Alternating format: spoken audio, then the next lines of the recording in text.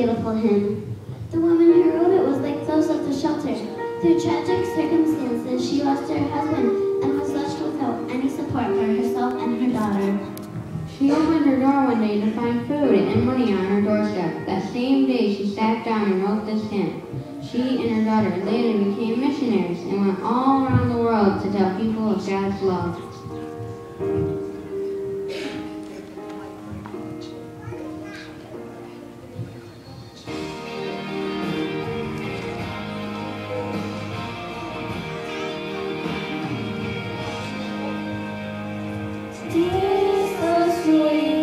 Trust in Jesus, just to take his Mary's word, just to rest upon his promise, and to know the Savior Lord.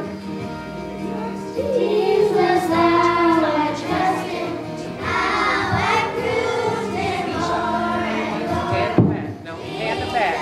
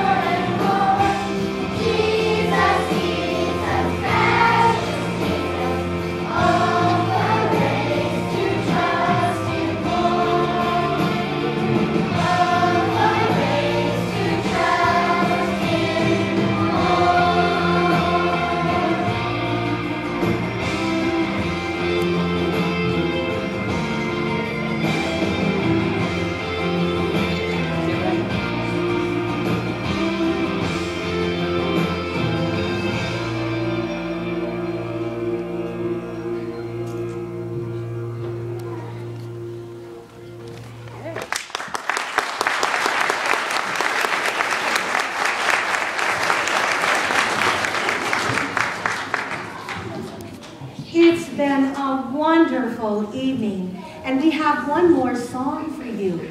But before we do, I have just learned that we have a very special guest out in our audience who'd like to come up. Please welcome our mayor.